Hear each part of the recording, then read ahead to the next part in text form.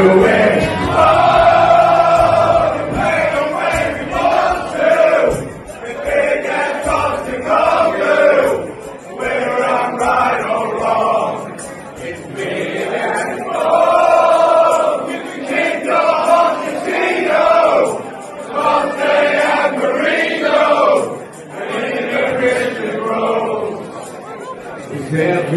we go, I'm loving it as it stands. Yes! Hello and welcome to the Last Word on Spurs. We do hope you're keeping very, very safe and well. That's a way to start a Last Word on Spurs. If you're listening to the show for the first time, wherever you've been, we're on iTunes, we're on Spotify, we're across all major audio platforms. We're, of course, on X, we're on Instagram, we're on all the Facebook social media you can mention. My words have been getting scrambled because I can't quite believe that we're recording right now with Spurs being, once again, top of the Premier League. As you can see there, even the stream doesn't want to let me say it. Tottenham are top of the Premier League, despite trying to be cut off there. And again, thank you so much for joining us. If you're listening to us for the first time, of course, find us across all the social media. And like I say, we are here providing you with, of course, the big match preview ahead of Crystal Palace to come for Tottenham Hotspur.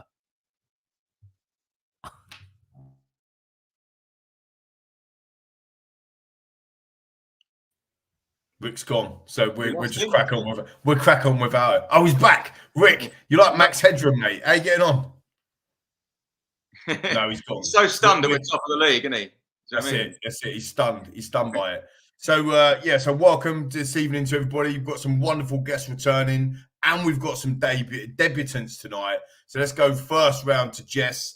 Jess, welcome back to Last Word on Spurs. Ricky did tell you in the past that you were going to come on when we're smashing it in the league, and now you're smashing it in the league. How you getting on, Jess? I don't know how to unmute. You might have done it. You're all good. Okay.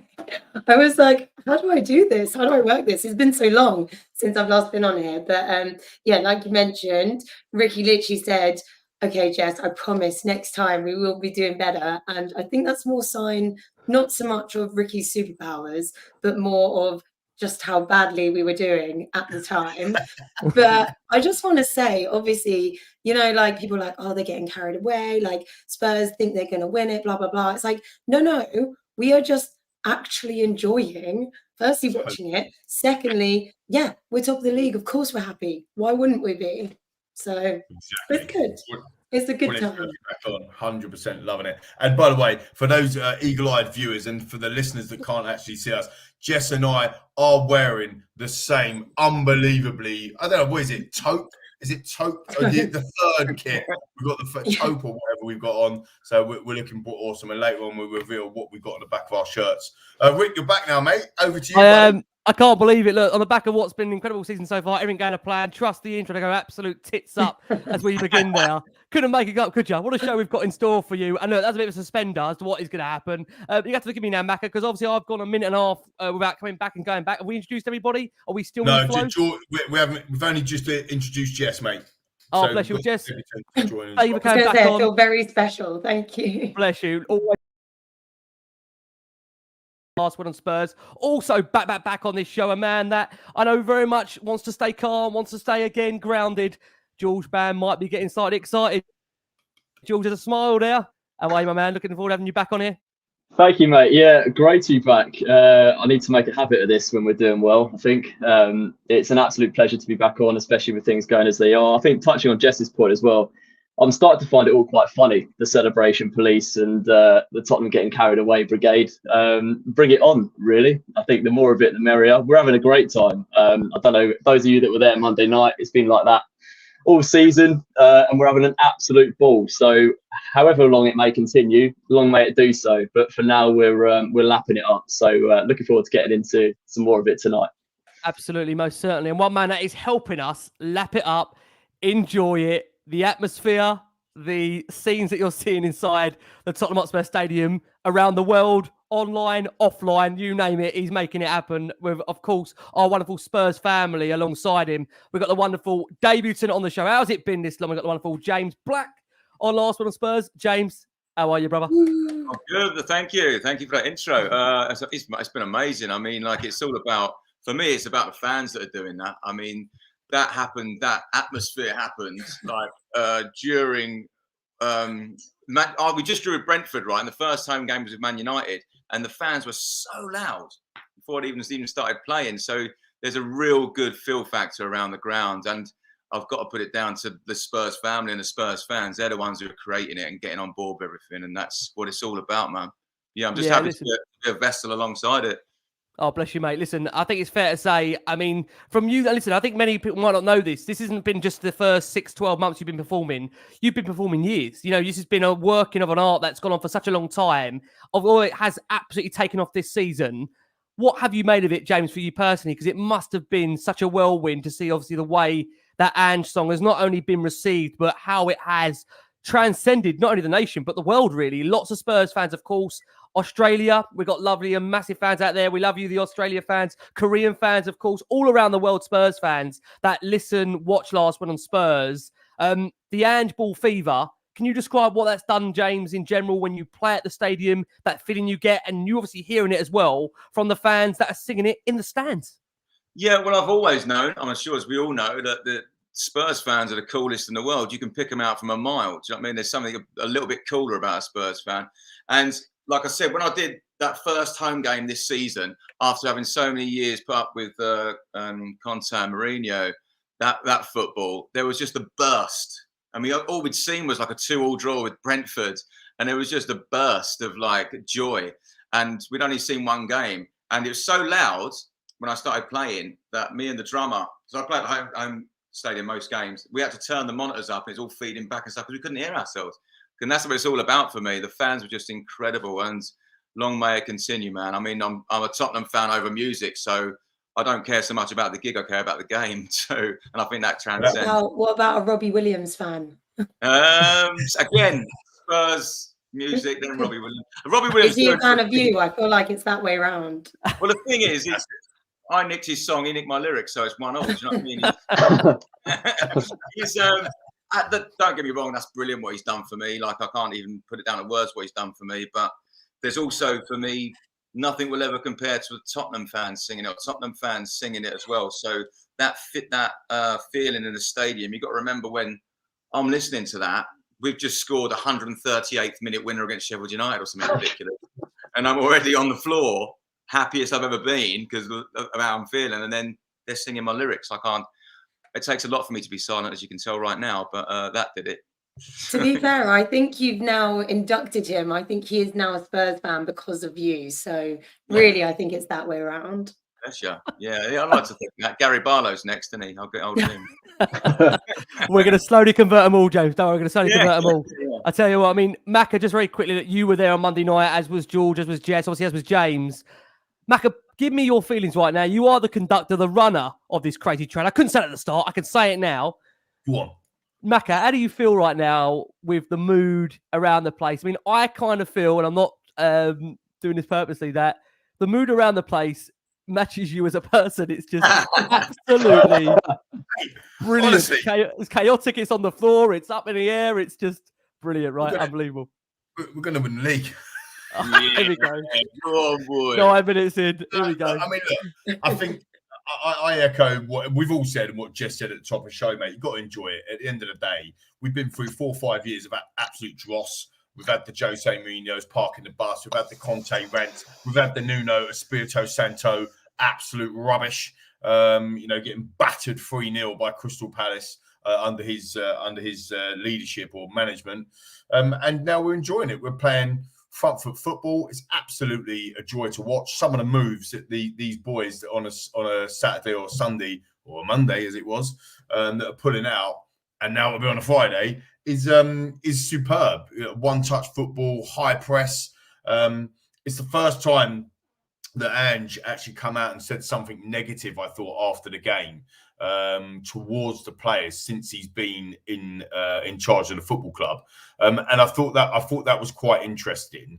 I just want to have a quick quote, if I can, because you said about summing it up. I mean, this is Ange. This is a direct quote. I'm really disappointed with the second half. I won't let the fact that we won disguise the opportunity that we have to improve. I'm not trying to make a point here, but I've been around long enough to know that if you take liberties, you can get dragged down. It would be easy for me to say that we're a great team, but we have to be better. We absolutely can be. And that's for me, that was the first time I'd heard anything negative or remotely negative about Ange. And I think he's done it in a position of strength when we've just won, when we've just got 3 points, when everybody's still singing his name, yet he's still making the point. And the message to me is quite clear. We have to step up. We have to continue to improve. And that can only be good for this football club, right? Everything this guy's done, apart from Fulham away in the Carabao Cup, sorry to bring it up again, Ricky, but apart from the 9 changes, I don't think he's put a foot wrong in this football club yet. And I'm here for it every day of the week. And I'm absolutely loving it, mate. Yeah, I mean, George, we're bringing you in, of course. For those that have forgot or need reminding, Spurs, of course, moved to the top of that Premier League with a 2-0 win against Fulham on the Monday evening. Heung-min opening the scoring, a fine finish, and obviously providing James Maddison as well his first goal at home. And the club, of course, will have the opportunity to extend that lead to 5 points. 5 points when we face Crystal Palace this Friday. I mean, look, got to say, George, many obviously opposition fans that I speak to always reference the fact, yeah, but you did well under Conte. You started well under Jose. George, for maybe opposition fans that watch Last Word on Spurs or need reminding, I mean, is it fair to say, George, this is different? This is so different to the brand of football we've been watching, the feeling we've got, that connection with not only the players, but in general, the manager. How can you try and illustrate, George, the difference in feeling in relation to the starts this one has been in comparison to other previous managers? Yeah, I completely agree, mate. It's chalk and cheese, really. I mean, the Jose era was a lot of it during COVID, which didn't help, but also meant that we didn't have to get tortured with seeing that football live week in, week out either. But I was saying to the old man, and the amount we're selling out even a Monday night football now, people are desperate to get tickets to come and see Tottenham these days. And last season, it was easy as chips to get spares whenever you wanted to go. No one wanted to go, but everyone is so keen to see this new brand of football, be part of this atmosphere, be part of the Ange Ball era. And that foundation is one of pretty much the only reason really that we've got more to build on now than we did under Jose and Conte. I think the willingness and the motivation that the fans and the players have to push this team on is just so much greater than what we've had before. And it's an absolute breath of fresh air. I'm buzzing walking down the high road every single time. I only usually went last time because I thought out so much of a season ticket would have been a waste of money otherwise. But now I'm wishing I'd spent more on it. It's extraordinary, mate. It was painful, wasn't it? Last season, going down there just to interact with you, last season was painful. It was hard work. Yeah. I remember we went away. I think you would have been there as well. I didn't see you, but we went away to Sheffield United, and it was absolutely horrendous. It was proper winter rain in your face, like disgusting weather. Get down there, play a reserve team. Kane's on the bench. We go out. It's just classic. We'd already been beaten, haven't we, that season by Forest. If you forgot, do you remember that one, Rick? Yeah. Don't start me again, for God's sake. No, but I'm still getting therapy for it. Coming back down the lane, seeing us, and you're thinking, oh God, it's on the telly. Shall I bother? That is how it was, wasn't it? Like, I don't know if viewers and listeners you agree as well, but it's like, oh, tonight's on the game. Shall I bother? I've had a week at work. Now, like you say, I swear to you, I've had 10 plus people since Monday privately message me to go, can you get hold of any tickets? I'm like, no, they're like, go. I'm not a ticket master guy either. Christina, one of our own, she's being badgered for tickets. People just asking for tickets, isn't they? It's like, as you say, George, people just want to go. They want to watch Ange Ball, man. Why wouldn't you? Let's do this, Ange boy. Exactly, mate. Just to continue, I think the difference now on watching the football and knowing that we're still so early in the process, which is so easy to forget, I think.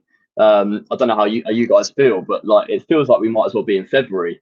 The how quickly the squad have adapted to the team. George, can I just say, George, before you come back in there, could you imagine, right, this is what we're like now, and we're in October. What are we going to be like in February if this is what we're like now? The nosebleeds everywhere, I think, Rick. If Macca's got his way, we'll be top of the league by 20 points. Honestly, don't start him off. We're trying to calm him down. But we're still so early. That's what I mean. We're still so early, and this is how we're playing now. And I think Kara mentioned it on Monday Night Football about how Brennan Johnson still has barely had any minutes, our most expensive signing of the summer. Bentancur has been out, who we all think is probably going to be part of that midfield three in the starting 11, hasn't played a single minute this season. So yeah, there's an argument about depth, but actually left wing has been a position we've struggled to cement to date. So Johnson will arguably be coming there to strengthen that position. Bentancur again as cover for those that have played already, again strengthening in depth. So the only issue really perhaps is centre back, and then you've got to cover sort of elsewhere, because Bentancur does a lot of what Maddison did this season, last season, in a worse team. When he progresses the ball through the lines, he carries the ball through the pitch and links up with what was Harry Kane, which will now be Song in the other front two. So yeah, it's really interesting caveats, I think, as well as it being obviously top of the league, brilliant. But I think there is still some more to come from us. So it's going to be an interesting couple of months ahead. Yeah, absolutely. Jess, coming over to you. Spurs after 9 games of the Premier League season, most shots on target, most final third passes, most touches in the opposition box, and see where this is going, most take-ons attempted, most ground duels won. It's Ange Postecoglou's Tottenham Hotspur, Jess. Can you quite believe what you are witnessing, watching, being there, and just how this team has utterly been transformed? When I was having to apologise to you, as you mentioned, for coming on at a difficult time last season. Quite frankly, now people were saying, I can't wait to come back on Last Word on Spurs. Jess, how do you judge the mood? I bet people are after you as the same way that they're wanting a ticket to the games, aren't they? It's a joyful time to be on here, right? Joyful time. Yeah, it's good. It's good. I mean, like, I've just got a massive smile on my face, but there's a video, other than obviously the Spurs highlights, watching those, I get quite emotional watching them as well. But there's a video going around, and it's someone with an Aussie accent narrating, and they're basically saying, are you suffering Ange Poster conflict? And I don't know if you've seen it, but it is honestly Hope to Sport, bless it. Hope to Sport. thing. Amazing, Yeah. amazing. Hope to Sport. Yeah, they're absolutely amazing so advert. good. Oh. And it's just anytime people are like, oh, I just don't understand. I really hate Spurs, but I love watching it. And I'm just like, you're suffering Ange Poster conflict. I know you are. And you know what? It's just so good. I feel like it's nice for us to have a breather for once, rather than the fan base at war with each other, because I feel like for a really long time they were against each other, and it didn't need to be like that. Or they were either against the club, against everything. They all wanted to be fans, but nothing was tying them together. Whereas now we actually feel like we have something to support and something that we enjoy watching. And I think Ange's approaches, like not being afraid to bring in new young players and actually try them out. And I know, Lee, you mentioned the Carabao Cup and having 9 different changes, but I think in his mind he was taking a big risk, which could have come off like amazingly, but instead it's kind of part of a bigger plan rather than a small one. I think that also, like, as someone who plays sport and likes to play at quite a high level, when you start young, like you can't teach that level of confidence that you give to players when you do that. And then when you have 3 senior players like Son, who is showing just how world class he is. I know that sometimes Pat disputes whether he's world class, but I think that in this position, Pat, also a Last Word on Spurs attendee, like I feel like Son is now being able to thrive in a place where he was smashing it anyway, but he's now like playing where he could be and doing better for it. I think Maddison as well was an addition that just slotted in perfectly. And then with Romero also part of the leadership team, it's just kind of brought him back a notch, brought Van de Ven up a notch, and together they've met in the middle for this amazing, really, really respectful, strong duo. Yes, love it, Lee. And then finally, Vicario. I mean, where you have a goalie who can be one-on-one with some of the top goal scorers in the league, Premier League level, and you don't have this level of anxiety where you think he's going to drop it. And to be honest, if you didn't save it, you'd be like, oh, well, you had to get past the whole of the rest of the team to get there. No, Vicario's on it, and you trust him as well. So it's just like, that's why I think it's such a joy to watch. And I think someone else mentioned as well, like the atmosphere with the players, they have this like family atmosphere, which I think is what Ange had since the very beginning. And I think Maddison's mentioned it in a number of interviews, where you protect your own family at all costs. And I think that also comes into people like, I don't know, like Royale coming off the bench, like for only 10 minutes when he's been such a good player, Højbjerg, who stepped up and had like instrumental roles in the goals. Before, I think coming on, you'd be trying to prove your worth as a solo player, but not necessarily as a team. And I think that's, for me, the big difference. I feel like watching people play as a team, knowing where each other are, having joy in other people doing well, I think that's where the joy in all of this has come from. Absolutely. Jess, I can't disagree with a word you've said there. I mean, you've summed it up perfectly and just given us the names of every player. That is, listen, I think, as King Honor said earlier... First, thanks so much for joining us. It is a record tonight, 21 minutes in. Goodbye.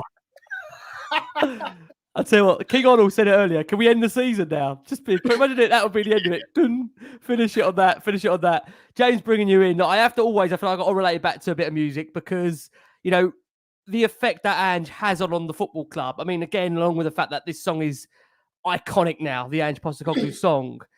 Have you ever, in your experience, James, being a Spurs fan, which is first and foremost your love, of course, beyond anything, the fact that it's the football club, it's the fact you get your chance to not only support this team, but sing about them as well. Have you ever felt this kind of connection so early on with a manager like Ange so far?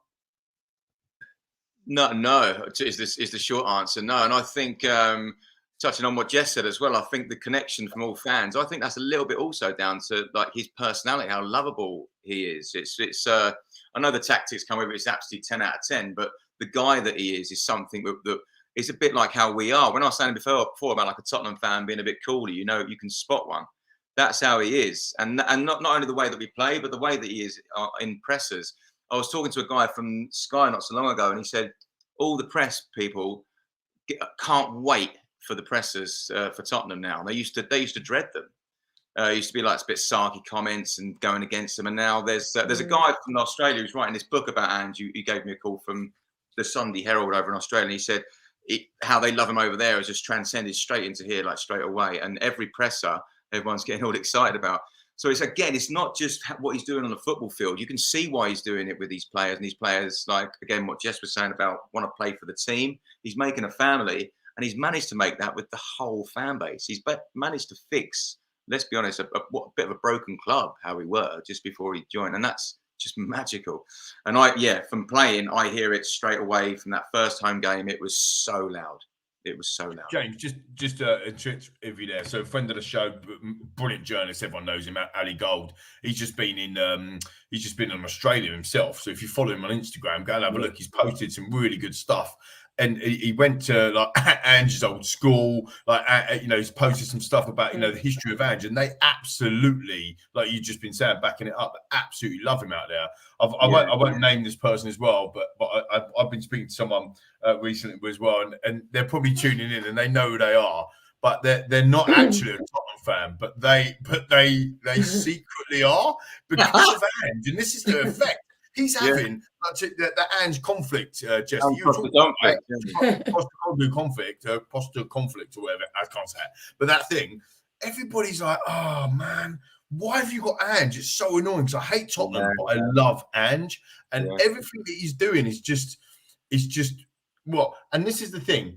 And this, I suppose, Rick, if I can ask you the question, because you never get to be asked questions, so I'm going to ask you one. Oh, no. Is this another false dawn? Because you asked James, is this the fastest that a manager's turned tank round? And I think we'd all probably agree. But we did have these feelings about Poch. Post Harry Kane's free kick against Aston Villa, if he didn't score that, Poch probably gets the sack. And we don't go on that journey. But what Poch did for us was this season for me has got vibes of 2015, 2016 vibes. And it's weird, right? Because the vibes for me are a bit of Tottenham vibes, but also a bit of Leicester vibes, but for us. So, Rick, is this another false dawn for us? Or, you're going to burst our bubble here, fella? Or do you actually think something is happening special here? I can't do a McQueen and say we're going to win the league by 20 points. What I can say, by the way, and I was joking. I don't actually think we're going to win. He was joking. 15. Yeah, I'll take one. They're going to say 25. No, I'll tell you. No, honestly, Joe, what? I mean, look, having obviously been to the stadium when we do these shows, twice a week, which I know for many felt like therapy at one point, and the feeling that we've had over different managers, and we obviously analyse every single game. you can't deny the fact this does feel different. Has to feel different with regards to the playing style, the connection, the feel amongst the group. It just feels for the first time, definitely since that Pochettino era, that the players actually enjoy playing for one another. And there is a real genuine brotherhood there amongst the group. And I think that can only go a long way. And I think what is really key for Tottenham, I know Jason McGovern, if he's watching, will be already head in his hands, because I'm going to say that when the January window comes along, the slight difficulty Spurs are going to have, in my opinion, is once again just picking the right kind of characters that are going to match what we've got at the moment. Because what you don't want to do is you don't want to bring anybody in that's going to upset this atmosphere, because it looks like it's such a great bond from the outside looking in. And again, from, as we know, You mean speaking like Ivan Toney as an example? well, Come on, I'm not naming. naming, but genuinely to not name names. I just think Spurs are going to be really careful with the fact that I know you did. Despite the fact, I know we're going to come on to the fact that, look, we've got a concern over maybe injuries that might derail Spurs in terms of the long term of the season. I think it's really, really important that we are looking for the right characters, the right profiles, because with no disrespect, that Pochettino team wasn't too far away from winning something. It wasn't. It really wasn't far away. Sorry, Jess, to bring you in quickly, but it wasn't something. It was the biggest prize. It was the biggest one. Yeah.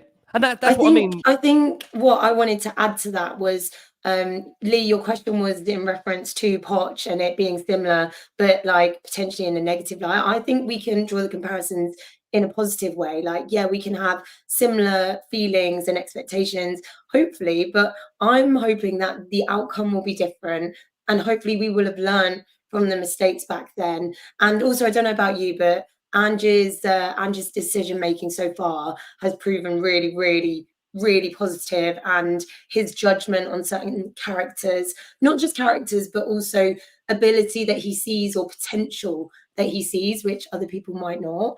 And I don't know about you, but I trust in him. I completely agree. I just want to say about how he's improved pretty much every single player in our team, which didn't happen under Poch. We went through a massive overhaul of our playing squad in his first season to season and a half, the first 3 windows, because there were some bad eggs in there. Don't get me wrong, the likes of Adebayor, Stambouli, sort of Aaron Lennon wasn't quite buying into that sort of perspective when he joined, but he eventually stuck with a first 11 to first sort of 14, 15 players that he could end up trusting. The fact that Ange has done this with a couple of signings in the summer, but the base squad of those that was under Antonio Conte in the dying embers of last season is quite frankly unbelievable. And I think the main confidence to take from that, as a Tottenham fan, and how we can look positively to the future, is the targets that we have brought in have hit the ground running. I mean, Van der Ven, the fact that we got him for what we got him for is mind blowing for me. Mac is sporting him on his back for those that can't see as well. And he's just one of an example. I mean, I know that he wanted to target him early. We got Maddison in. Gallagher was the other one he wanted, but we didn't quite get that over the line. But you can see why he wanted him. But again, these sort of names, and like you say, Rick, about who we can target in January, I'm almost quietly confident that even if we don't get target 1, that we can still get these sort of boys in who now want to play. They see what we're like, they see what we're playing like, they see what Ange is like publicly and on the training pitch as well. I don't think we're going to have an issue. I think there'll be a clamour. Georgie, you're referring to not getting target 1 as in Raya and then getting Vicario. Exactly that. What hit the ground there? Oh, he's the cheap option. He's rubbish. Best goalkeeper in the Premier League. What? Don Fabio, mate. Don Fabio. Absolutely. Just to come back with Jess, I wasn't making a 15-16 comparison on the negative at all. I was actually doing it like you. So I agree with you. It's on the positive, because it felt that 15-16 season. I think the point I was trying to make, obviously badly, but the point I'm trying to make is, just after that season that Poch took over, that he could have been sacked in, we was in the title race straight after. What Ange has done is put us, and I am saying this, and I actually believe this at the moment. I don't think we'll win the title, but we are in a title race, right? Because we're top of the league, and we've got more points than anyone else. And of course, everyone that we've played is below us because we're top. Yeah, but Lee, aren't we keep being told we're joint top? We're not joint top anymore, are we? Are we No, joint top? I think it's a field till or some sort of Field Joint till, right? second. field Oh, till yeah, on joint the second. analysis. No. Mate, the fact of the matter is, and that's what I think. It's like, go back to them. It's really hard to look back and remember them feelings. If only you could bottle them and then let them out and then you could see them again. Well, them feelings when 15-16 season, what I remember watching games and Dele Alli, we went to Watford, smashed them 4-0. And Dele Alli, I think it was at home actually, we played Watford and Dele Alli pinged one in from outside. The front foot football, the goals we were scoring, it was incredible. I was thinking, could we? I remember having the same feelings, and that's what I'm feeling that now. But I'm feeling it now with our journey already underneath us, being in a Champions League final, being in the, having them hard yards. Sometimes to get the glory, you have to go through proper pain. You have to go through pain to get the glory, and maybe that is the case. And look, people say about getting carried away. God, if you can't enjoy something, what is the point? Yeah, like, that's what I'm saying. Like, what is the actual point? You may as well just not bother going and just sit at home and just wallow in your own negativity. Ange touched it. There was a great quote from him. Sorry, Jess, on his presser about. I paraphrase here, but it's like when you hug the person next to you, you don't care who they are, where they come from, what their religion is, what their story is. You just care that they're wearing the same shirt of you, and you've just scored a goal, or you just won the game. And football is such a detachment from everyday life, anyway. But when it's going well and you're enjoying what you're seeing, there's absolutely nothing better, especially this day and age with what's going on. So yeah, echo your sentiments there, Lee, 100%. James, can I ask you on the point essentially that you've been performing there most weeks so far at home, and when we're asking that question, Lee's asking that question, comparison between what it has been like to what it is now, and essentially where we are with Ange. Look, you see so many Spurs fans that are interacting with you now to the music, that feeling right now. Is it different, James, to previous experiences in that stadium?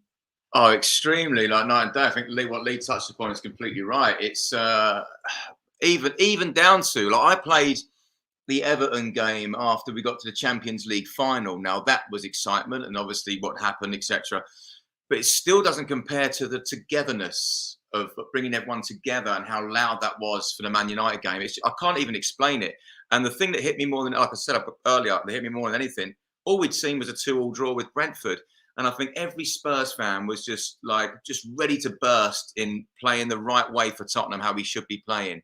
So yeah, the atmosphere and how it brought us all together. And Jess was saying as well about us being a family. That is the biggest take in with this, I think. And the atmosphere, like coming from 2016, 2017 in the home ground, there's been some fantastic work on that from Spurs Song Sheet guys, and some, I think, Return on the Shelf, is it, and THFC Flags, and all these people that put hard work into that. And the atmosphere in the ground itself, in the stadium, in the bowl, rather to use an American word, it is brilliant as well. And just we all seem to be coming together. And yeah, that thing wasn't there in 2016 as much that I've seen now. That's night and day for me. It just feels like a stag do. Do you know what I mean? Do you know what I mean? I know what you mean about being Lee McQueen's personality whilst you're in Tottenham and taking on that. Everyone seems to be like, it's perfect, man. It's great. I love it. And I don't know. We do 38 games on that stag or hen. Do I tell you? Would we survive that, Becca? Party bus, mate. May as well keep the stag and hen do bus. We're ready for the parade at the end of the season. Oh my God! We've got a double. just on this. Come on, mate. No, honestly, please. That's what I'm living for. The FA Cup. Please, Tottenham, please. I think one thing that obviously is becoming fairly clear in the fact that Spurs are getting the job done. Many would say in the way they're getting it done. Lee, you brought it up actually towards the start of the show, the way that Ange actually, for the first time, really was a bit disappointed. Although he did, must just say caveat that, praise the players for the outstanding press against Fulham. He didn't like the fact, as you mentioned, Lee, that they were taking liberties in that second half and almost interesting words, wasn't it? Yeah, and almost essentially not doing what they've done previously, and just having to remind the players that ultimately we can't be complacent. We can't afford to be judging teams that, for an exception, may not be anywhere near our level. And I think that's a really crucial moment now, because I think what's clear is that I would think that Postecoglou has earn the respect of the dressing room to be able to say something like that and know it's not going to upset the players. Because let's be honest about it, he's come in as a manager on the back of the last 3 in terms of Conte and Mourinho that would continuously put a fault of results at the players' doors, and at times, rightly so. I think we can all agree rightly so. But it has been very hard so far this season to critique this group because there has been such a willingness and effort to get results, play on the front foot, adopt a new playing style very, very quickly. So do you think, Lee, on this point, what I'm trying to make is, do you believe also he's earned the respect of that dressing room where the players are going to respect that comment rather than take it in a negative connotation? 100%. I do slightly disagree with a lot of people that talk about the Conte era being an absolute disaster. I actually think Ange is inheriting a very fit team based on the fact that typically when a manager leaves, when a manager leaves, the team haven't been training properly or whatever. So I think he's got a fit team. I also think that some of Conte's rants, this is just my own opinion. It's why I'm on the show, right? That's why we do these shows, for opinion.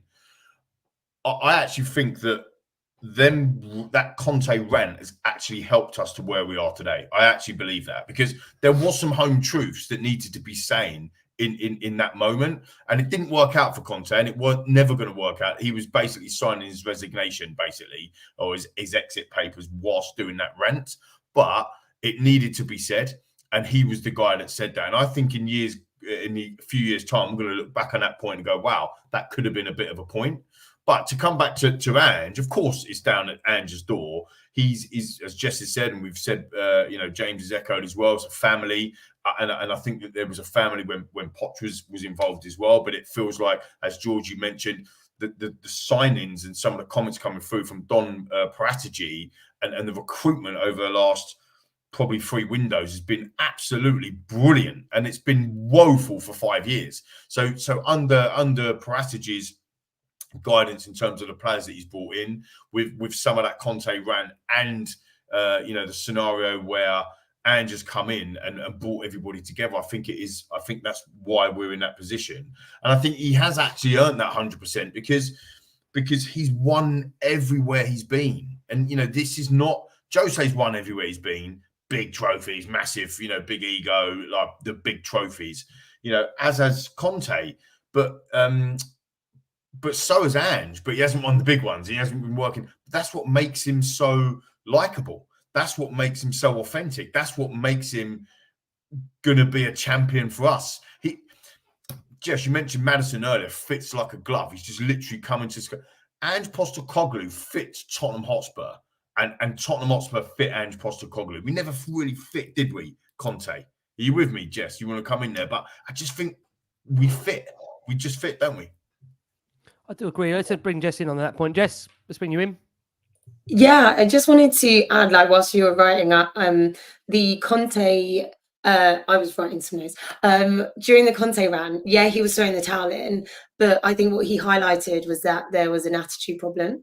And so Ange probably saw that, and not only that, but he probably saw the fans' reactions as to who they wanted to be manager, what they expected of them, blah, blah, blah. So he came in and he just knew that he needed to earn the respect of not just the team, but the fans as well.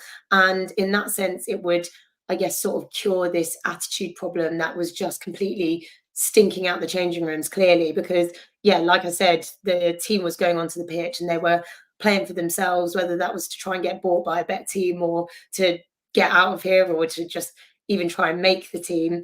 But Ange really came in and kind of just flipped everything on its head. And I feel like Maddison joined at a time where he could have been looked at as this cheeky, cocky, I don't know, player who he plays in a cocky way, doesn't he? And you can approach that in a way where you're like, I'm going to be your teacher, or I'm going to be your colleague, I'm going to be your family, and we're going to love each other as family and have respect for each other, or someone's going to demand something of you.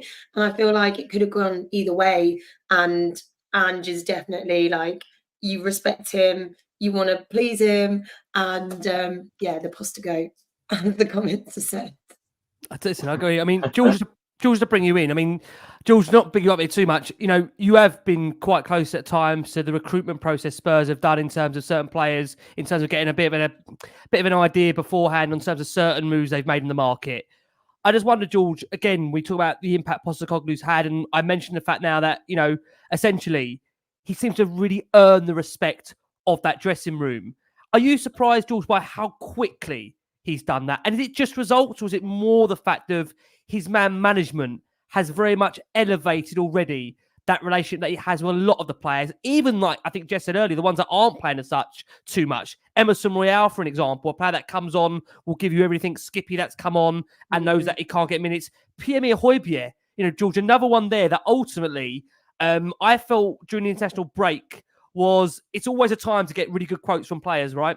And I think that is the time where, again, the media are edging. They're looking for something there. Can we destabilise? Can we unsettle Tottenham? And Pierre's saying, look, at the end of the day, the players deserve to play. The club are top of the league. And I've just got to fight for my place. And ultimately, I'm going to get my head down. I've not been banging Angie's door down. And I think his attitude is a real reflection on those new standards that have been set at Tottenham. What do you make of that for you, George? Yeah, I agree. Results play a big part, obviously, and Andrew's actually said that himself. It's a different discussion if the process was this far in and we'd lost 6 of 9, for example, which has happened before in his previous clubs. And touching on Macca's point as well, to answer your question, Rick, about Conte's influence perhaps on this squad to date now, is I do partly agree, but I do also think there was a massive amount of self-doubt, just even with the quality of players we had in this team. And I just come in and put a friendly arm around these boys and said, look, we can build something together here. I know exactly what you're capable of. If you're willing to be part of this family culture and to push in the same direction as us, then we're going to go. We're going to do big things together. Because I just made a career out of building great success out of broken clubs, and often quite quickly. Premier League's a massive test. Let's not beat about the bush, of course. But the difference with Conte is he often takes teams who are 70% there over the final hurdle, tweaks some tactics, and admittedly we did have a great sort of first, 70% of the season under him. A lot of that was a balloon culture, and we sort of built on that sort of the second season that it fell apart. But Ange has made a career out of being this man manager, this family man, built this culture from top to bottom. He was massive about that when he joined. We have to all pull in the same direction. The recruitment now of the new football director or director of football, again, will fit that mantra as well. And that's again the difference to times gone by when there was even friction between Poch and Steve Mitchell. We lost the likes of him to Liverpool, and we lost the transfer strategy, and it ended up being Levy effectively running the show for transfers with Poch, who wasn't great, in the likes of obviously Ndombele, and the sales flow still hasn't quite hit with us. But now the whole strategy for transfers, we've got Postecoglou on the pitch and next to the pitch with the players. The family culture is from there upwards. So yeah, it's really interesting. I think that's a stark difference perhaps between the theories gone by and where we are now. I just want to touch on, actually, forgive me if I pronounce this wrong, but the Ewing theory about the likes of Harry Kane leaving, which I think just gets swept under the carpet despite how well he's doing in the Bundesliga at the moment. But we lost our best player. We lost our best player this summer for whatever the final price was, him, 105 million or whatever. The massive part of our team for the last 10 years, it started pretty much every single game, apart from when Conte decided to drop him in the FA Cup. And yet we're here now. And this theory goes on to say, and I'll read it now, I've got it open. A star athlete that receives a large amount of media attention and fan interest, but crucially never leads his team to any meaningful success, leaves their team. The team then exceeds expectations without said player. I mean, is that not that theory come to fruition right now? Sure, I do feel on that point. It's a great point he makes there, isn't it? Great point. It's massive. Sorry to interrupt. Look, it's a massive point, and I would probably call that the Coutinho theory as well. Because if you look at Coutinho, what happened with him? They sold him for 140 million at Barcelona. Yeah. He kind of flopped at Barca anyway, but Liverpool literally won everything. Literally won the lot over the next 5 years in them sliding doors moments that they used that money to do. And I do find it's fascinating, George, that theory, because there was a few, I won't name them, that's up to them to name them themselves, right? There's a few people in our group that were saying, maybe it's time for Kane to go, right? You know, Rick. And I'm like, you can't. He's the best player. But I don't think anyone can deny, right, that we are better now than what we was last season. Now, what we won't know is, would we be even better with Harry Kane in the team? Like that's the only thing that we'll probably never know until he comes back. I think it made way for having the 3 leadership people that we have now, though. That would never have happened with Harry. No. And I think it's just testament that there's no Iron team. Like, yes, he was our best player, but would you swap that for 3 best players? Like, probably not. It was one injury away from disaster before, wasn't we? We're not that now. Yeah, I think the key is, and I'll let James say, James, we're ready for you to set up, mate, in a minute whenever you're ready. If you need to set up, what I will say is, just very quickly on this, is that I have to remind myself that we are only 9 games in, and we have seen with the Premier League that it's ultimately relentless. And as we've seen, Luton, an example, there are difficult games out there. Yes, admittedly, obviously we went down to 10.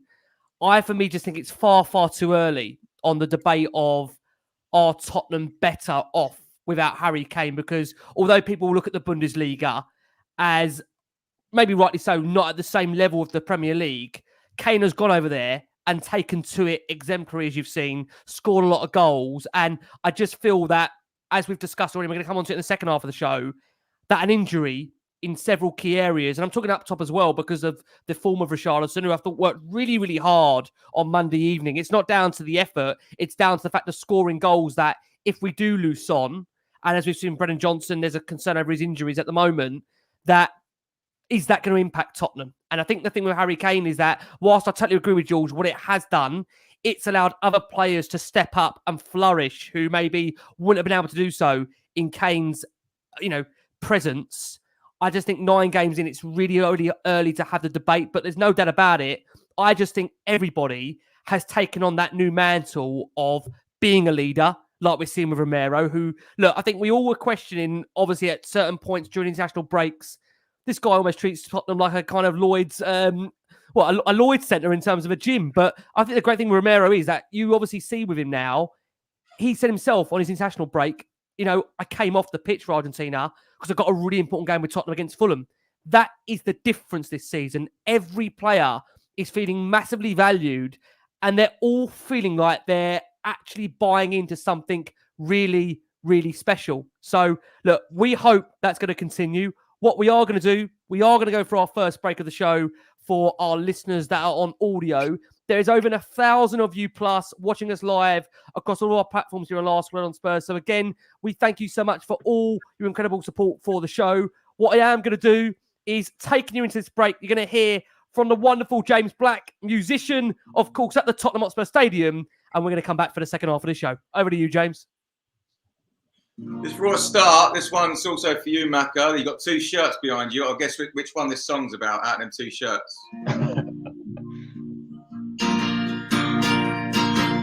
Who's that boy from Argentina? Who's that boy we all adore? He will kick you around the place while he's screaming in your face, and you won't be walking anymore. Who's that boy from Argentina? Who's that boy we all adore? He will kick you around the place while he's screaming in your face, and you won't be walking anymore.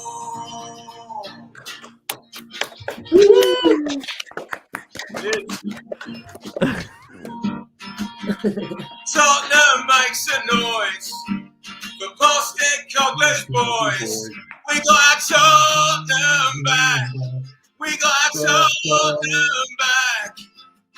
Tottenham makes a noise for Boston Cogler's boys. We got Tottenham back. We got Tottenham back.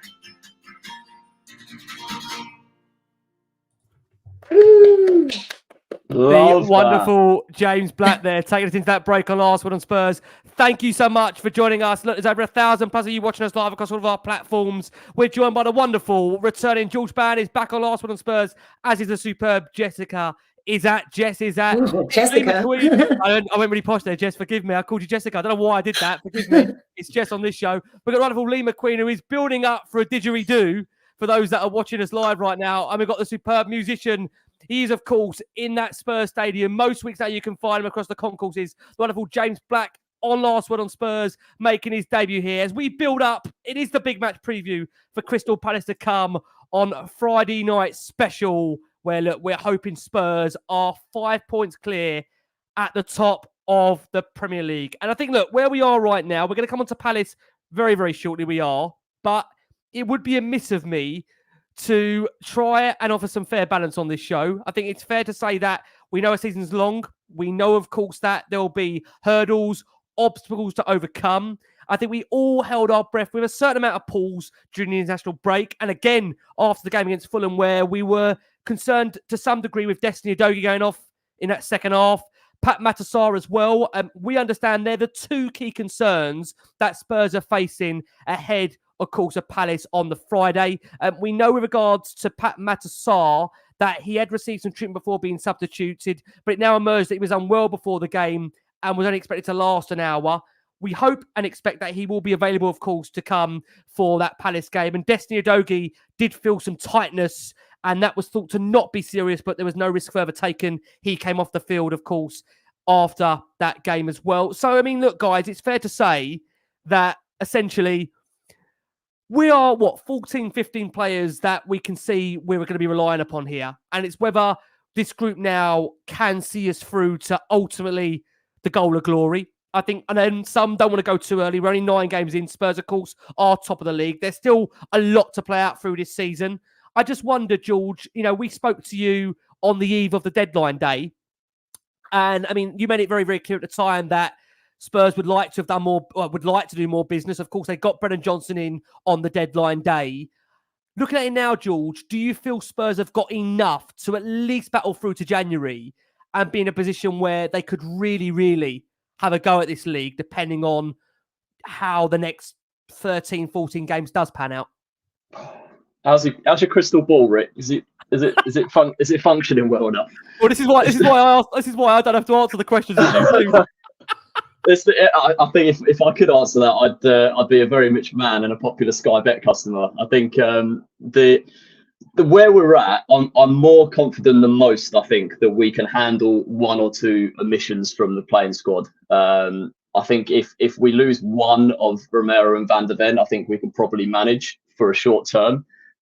Similarly with Maddison, we can probably manage. The good thing about where we are on the start we've had now is our expectations for the season, more mine personally, were I'd like to see us finish back in Europe, potentially top 5 or 6, not knowing how the rest of the teams were going to pan out for this season. Now, obviously, the way the cookies crumbled so far, we've actually given ourselves quite a nice buffer for when we do lose a couple of games. We're still going to be there or thereabouts within touch of the top 4 if we lose even 2 or 3 on the bounce from where we are at the moment. So, I mean, the good thing, obviously, until we play the FA Cup, which I'm with you, Rick, I hope we go big in. We're going to be all right. And I think, to be honest with you, I think anyone would have liked a couple more in January. I mean, one addition to Van der Ven, obviously, the Sober rumours wouldn't go away, and we were looking at, I think, that guy that's just done his ACL in Bundesliga, that Per Schurz, I think. I might be crucifying his name there. But it's no ACL now, George. Yeah, I think so. Which is his ACL, mate, 2 days ago. Yeah, terrible for him. But again, we were linked heavily, and obviously linked heavily with Gallagher if we could shift Højbjerg, and the Højbjerg rumours aren't going away. So that may be something that happens in January. But I think, to be honest, those are probably the only 2 positions we'll look to do pronto over the others. Someone's just messaged me that Udogie didn't train today, so maybe out for Friday. Whether that's true or not, I'm not sure. But I think going back to your question, Rick, it's a bit of a gamble, to be honest. I can't really say yes or no. There's a lot that could play in our favour with the lack of games we've got to play midweek. That being said, playing Monday, Friday this week seems bonkers, but there we go. And then we've got Chelsea on Monday as well in a couple of weeks' time for no reason at all. But we'll see what happens. I'm quietly confident we can get to January and see how we go from there. Okay. I mean, look, similar question I'm going to ask Jess. I mean, Jess, we spoke about the fact that ultimately we're relying on a lot of these key players staying fit. And obviously the question is, number one, form. because form's always key. You know that as well, obviously doing what you do with the hockey, that ultimately when you're in good form, things are great. When you're not in good form, of course, there's a lack of confidence. I think what we can see in that group is a genuine confidence amongst a lot of the players that they feel they're playing their best football right now. Maddison, of course, being the key one there. If anyone catched his interview with Jamie Carragher the other night, he just said, look, I'm being allowed to play. I'm being able to play with almost a freedom to my role. And that's why I think you are seeing essentially the best of James Maddison in terms of the return so far. And that's given the fact as well that he said he's actually stepped up, and he meant it with no disrespect in terms of stature, from Leicester to Tottenham, and he's just been allowed to play his game right. So, I mean, similar question I'm going to ask to you. Do you feel, Jess, there is enough here in terms of the squad that we've got at the moment to at least see us through to the new year, where when you're next coming on, we can be in this exact same position as we are now and believing and praying, right? What do you think for you? Ricky, I need you to have the energy and be like, Jess, when you next come on, that's when we're still going to be top of the league, going to be 20 points up. Oh, imagine, don't. Yeah, you know what? It's a tricky one, and it's a really such a tough problem to have when you're top of the league and you haven't lost a game yet. So you can't predict how you will bounce back from a loss. But jokes aside, I just want to echo what George said, in that we are doing a really good job of buffering for when we perhaps do go behind in a game or do lose a couple of games, maybe. Like how we've done so far is putting us in such a good position. And I think that is actually what Ange was really getting to when he was giving his negative feedback after the game on Monday, because we came away with 3 points and we won 2-0. But if they'd have scored one of their, and they had some good chances, if they'd have scored, 2-1 is a very, very different scoreline against a team that is bottom half of the table. When it gets to the end of the season, we're going to be fighting injuries. We're going to be looking at slightly different squads, different tactics. We're going to be re-meeting different teams, and they're going to have assessed their game, and they'll be coming back. And again, second half of the season is always slightly trickier. I just think that winning these games and winning them well, and not giving liberties like we did, and actually getting goal difference. Goal difference matters when it gets to that nitty-gritty near the top. And I just think, we will thank ourselves for doing the work first, rather than later, or just sitting back like we did a little bit. There was a bit of a moment in the game actually on Monday where it felt like we were losing, and I was like, it's not that. It's just that we're so used to this high energy, exciting football, and we were at home, and we just kind of sat back a little bit. And at the beginning of the second half, Madders got his goal, but then after that it was a bit of a slow drift. And if they'd have got a goal at the end, it would have been that was not reflective of the scoreline. So I think he said that in the sense that going into this game on Friday, again, it's a team that's at a similar level in the league. We're going to be away. It's going to be the second game in the week. I think they just need to buck up their ideas a little bit for it. And I think it's not against not winning. It's more just the attitude that he's been ingraining in them, and just the foresight for the second half of the season. Yeah, we'll come on to Palace shortly, because a great point you mentioned there, Jess. It's 2 games in a week. It's a team that you'd say of a similar level to Fulham to some degree. Lee, I don't want me for saying this, mate. I don't want to put you in any trouble here. We've had conversations offline where, again, it does feel potentially a bit like a Leicester season, where ultimately, again, it's very much a squad that is not it's not the biggest. It's not got a huge amount of depth, and it is almost reliant upon the fact that it's only 1 game a week without European football, keeping everybody fit. Do you feel, Lee, I know, again, you are a very positive, optimistic, confident person, but do you honestly feel that we have got enough in the tank in terms of the 14, 15 players we've got to at least see us through to January, to at least be in a position where, and I'm not even going to open this up about the fact of, buying the right players in January, because I know that's a completely different conversation, but do you think we at least can do that and be in a position where the way we're talking now, we can talk like that in the new year? What do you think for you? Relegation, mate. Absolute relegation. Back to the wall job. Seriously, we will not win another game this year. No, I mean, it's mad. I swear, you've got a camera on my pad, because I've just been writing it in the blue book, right? Just been writing down in the blue book, and you just took the words out of my mouth. one of the key things I think that we've got to factor into everything is we just got to beat Palace on Friday. That's it. Like, we just rock up at Palace and, you know, play our best possible football. That's all we need to worry about. Enjoy it, sing songs, and then we go again. But actually, in the wider picture, all jokes aside, we've got no Europe and we've only got one cup competition, which doesn't start until January. When Leicester won the title, they did have a squad of about 15 or 16 players. That was it. That's all they used. They also didn't have Europe that year. When Antonio Conte went into Chelsea for the first time on his first season, they'd finished 10th, if you remember, the year before. They also didn't have Europe, and all he needed to do was concentrate on, they ended up winning the title. And actually, when Antonio Conte come in mid-season, by the way, fans, superb fans, right? Mid-season, we got in the top 4. And if you remember, some of his moaning press conferences, because he loved to moan, was about, my squad not big enough, I have no players, I've only got 13 players because I've got injuries and whatever. So it's the same scenario, isn't it? If you think about it. So what's going to happen is, if we keep talking as people, as a fan base, as media, whatever, we keep talking about the fact that, oh, we're light, oh, it's not going to happen, oh, if we get one injury, this might happen, that might happen. What about if it doesn't happen? What about if we don't get any injuries? What about if we do have our 15, 16 players? See where I'm coming from? So I think there's a balance there. I think, as George said, it's a crystal ball, isn't it? What we don't need a crystal ball for is this. We're top of the league. We're 2 points clear at the top of the league. We are 3 points better off from this point in the season from last season, right? These are facts, right? This is blue book, mate. Rafa Benitez facts, right? Man City are 2 points worse off than what they were this time last season. And Arsenal, the generational Arsenal, yeah, they are 3 points worse off than they were this time last season, okay? Bear with me. Stat fest coming. All of our rivals, all of them, Villa, if you want to put them in there, playing really well, right? Villa, Brighton, Liverpool, Arsenal, City, all got European football.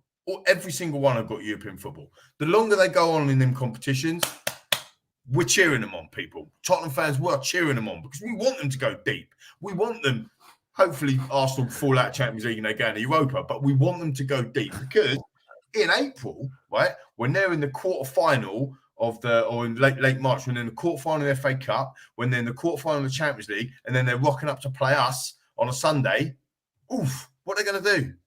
Yeah, we ain't got that problem. We do not have that problem this season. I'd love to be in Europe. Do not get me wrong, fans. I would love to be in Europe, but we're not. So let's take advantage of it.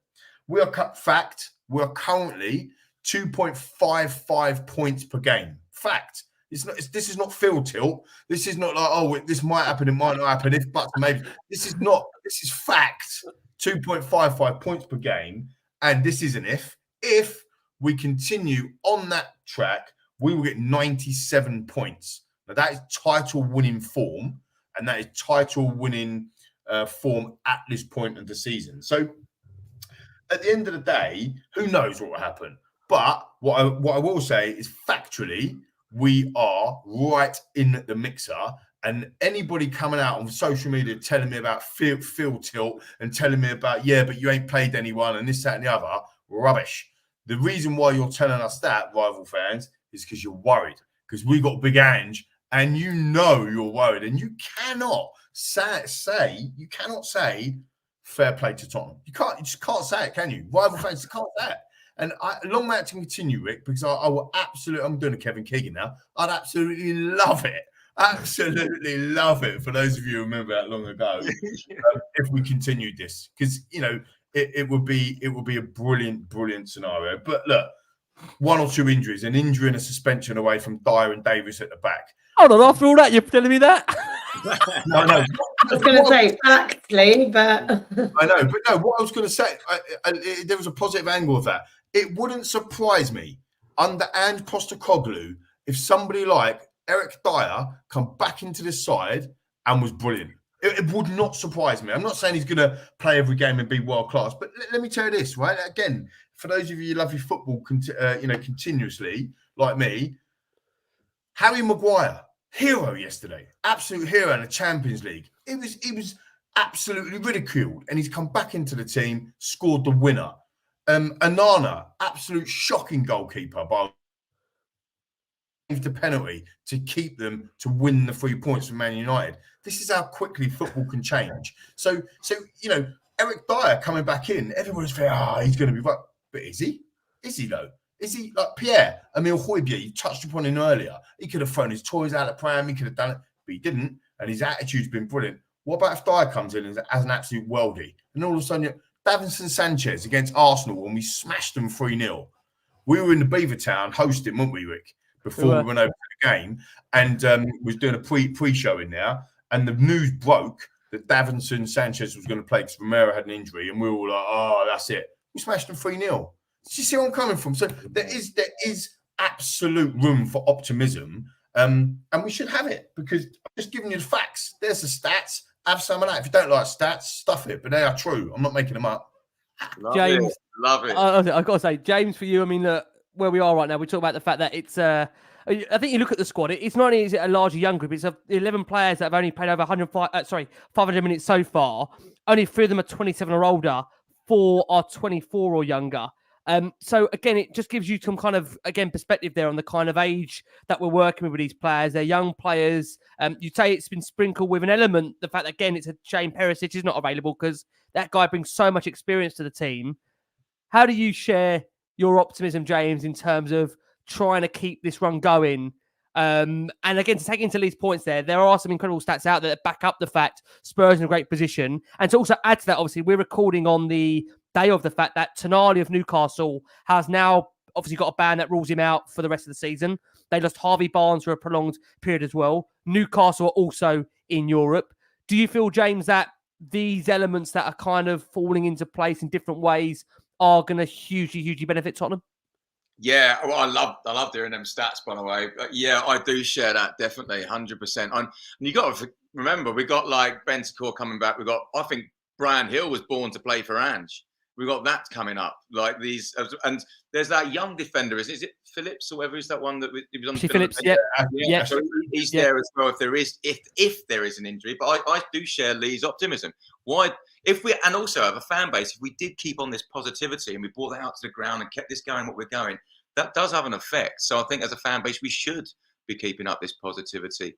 And maybe the Spursy word is dead. Do you know what I mean? It's there's a statistic one there about we're top of the league in terms of coming back now from losing positions. But I do actually share the optimism. I think there's also the element I think Jess touched about at the start, but we should just enjoy this as well. Do you know what I mean? We should be enjoying what we're going through as a fan base. It's we're not used to it, I suppose, but just enjoy where we are. Absolutely. Look, what we are going to do, guys, we are going to go for our final break of the show for our listeners and audio. Taking that break, you're going to hear from Jack from the 5-Year Plan, the most popular Crystal Palace fans podcast, giving their views. Right. Again, thank you so much. Over 1,000+ of you watching us live here as we build up to Crystal Palace to come on Friday evening. We're joined by the brilliant Jules Bann, the superb Jess Iszatt. So I did there, Jess. I got it right this time around. The wonderful conductor and instructor, Lee McQueen's back on Last Word on Spurs as he's making his debut. What a time to make your debut. Spurs being top of the league. What a time making your debut. The wonderful James Black. Of course, you would have heard him, listened to him, watched him when you go to that Tottenham Hotspur Stadium, and who's given us a real good vibe right now of all things Tottenham. Please go and make sure you do say hello to James and go and check out the music. James, actually, for new viewers, listeners, where can they find you? If they haven't been to the stadium yet, a lot of people travel overseas, watch Last Word on Spurs. If they want to see where you are, find you in the stadium, where can they find you? They follow the crowd, where can they find you? The best thing is, I always put up on my social media, which is always the voice of Spurs across all channels where I'm playing, because they move me a little bit. But the next game, Chelsea, I've just been booked a few days ago. I'm at the Shelf Bar, pre and post game. Shouting Lee's name out when he pops up. I can see him coming through. Pre and post, I'll be there, and hopefully we'll be singing the Poch song. Oh my God! Can I ask you about that, James? Very quickly on that, because I don't think I better get a chance to ask you beforehand. How do you feel that's going to be? I know I don't want to look too far ahead. Chelsea to come. How do you feel he feels about that? I mean, in fact, the lyric you send now, because I feel like I'm going to send this show into a complete other down a different traction. But I have to ask you about those lyrics and the fact that Poch might hear that song. The thing about that line, right? Pochettino is dead. I love Poch, to be honest, and I suppose us Spurs fans do what he's done for this club. that was meant from the moment that he said Chelsea's the biggest club, and it was like tongue in cheek. Oh, you're dead to me. It's like seeing your ex-girlfriend with a new fella, and you go, right, dead to me. That's over. I'm loving Big Ange instead. It's just that, really. So it's a bit playful, tongue in cheek. I think most fans kind of get that, and I do hope it gets some sort of decent, half decent reception. But it's a very hard one to call, because I also must say that Chelsea and Arsenal, I find that hard to forgive.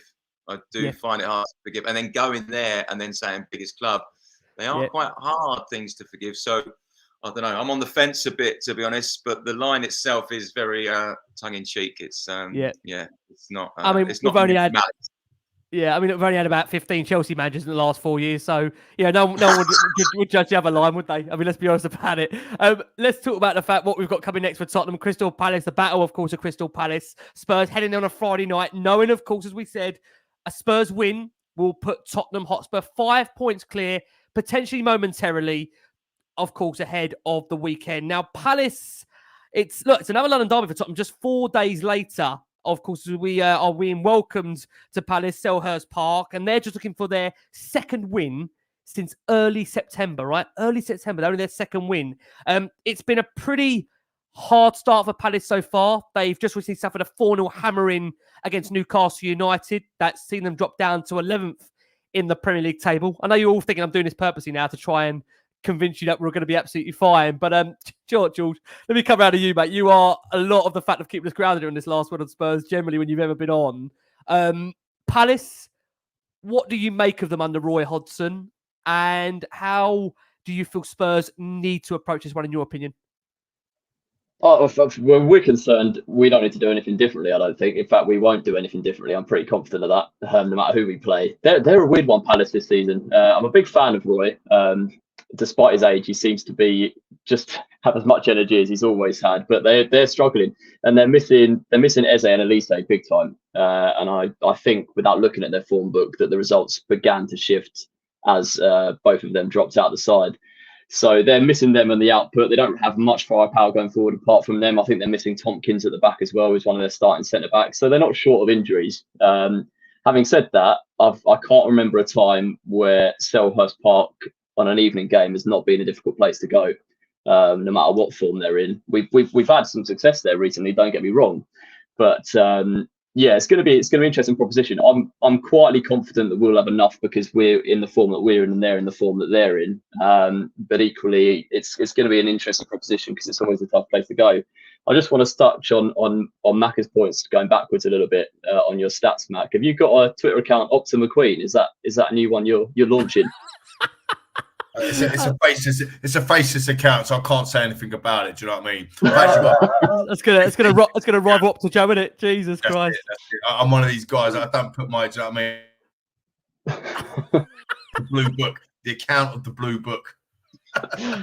Fair play, mate. Fair play. And again, we'll definitely come round, George. I'm going to ask you soon about your prediction. We will do that. I mean, look, coming over to you, Jess. Palace. Look. This is their 10th outing of the Premier League season so far, on the back of what was actually at one point a relatively decent start to the new season for them. They having picked up 12 points from their opening 9 games under Roy. In those respective 9 matches, they've managed 3 victories whilst playing at 3 draws and suffering the 3 defeats. But, I mean, look, the thing about Palace is I think we can all say that they always have really, really good home support. And I think that is one of those things where if you were to ask someone, when would you want to play Palace? Palace is the kind of game, and I know we laugh and joke about that. This isn't good for Tottenham at 12:30 on a Sunday. That's I think when you want to play Palace, where at kind of you don't give the fans anything to latch onto. Friday night, I think it's going to be a really rocking atmosphere there. The ultras are going to be out. This is, as we've said already with Tottenham, another test so far of this young group under this new manager. Can they come through another challenge? How do you view Palace as a proposition for this Tottenham team? Okay, so originally I didn't know too much about Palace, but obviously I had committed to come on this last word on Spurs, so I was doing my homework, and I love that, Jeff.